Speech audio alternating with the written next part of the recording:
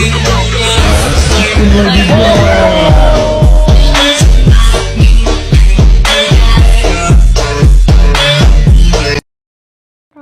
pembentukan urin berlangsung di ginjal. Fungsi dari organ ini adalah menyaring atau filtrasi darah.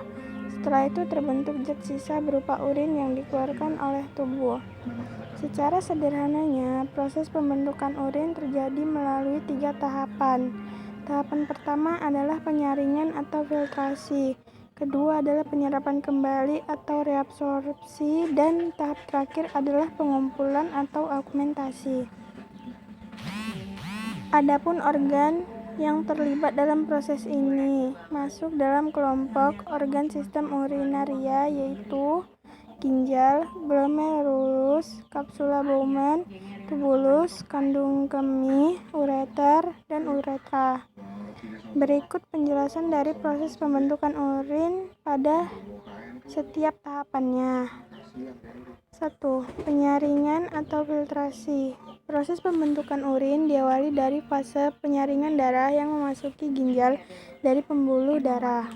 Fase ini berlangsung pada badan Malpighi, bagian dari nefron ginjal yang termasuk kapsula Bowman dan glomerulus. Glomerulus sendiri memiliki fungsi utama, menyaring semua zat sisa yang larut dalam darah dan mengeluarkan cairan sekaligus kelebihan elektrolit yang ada di dalam tubuh.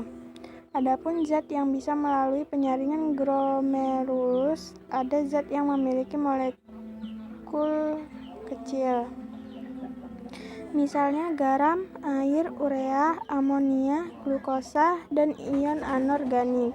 Semua zat tersebut disebut dengan filtrat glomerulus atau urin primer.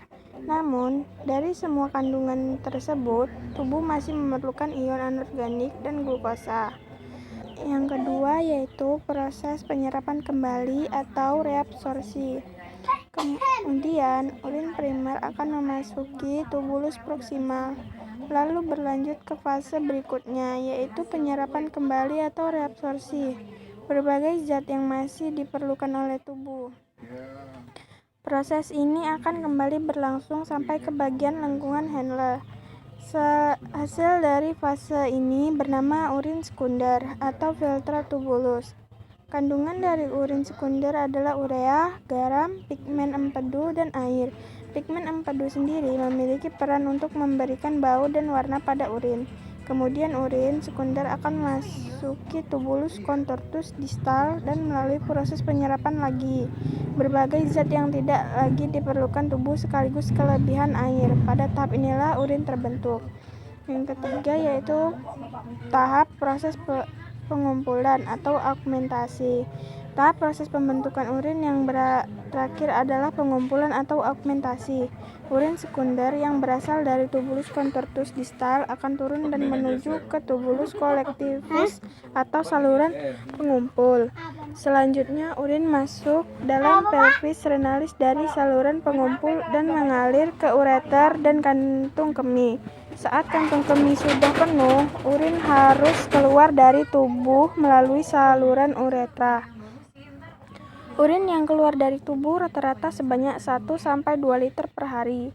Akan tetapi jumlah ini berbeda untuk setiap orang, bergantung pada asupan air yang masuk ke tubuh, banyaknya garam yang harus dikeluarkan dari darah sehingga tekanan osmosis tubuh tetap stabil, dan peran hormon antidiuretik.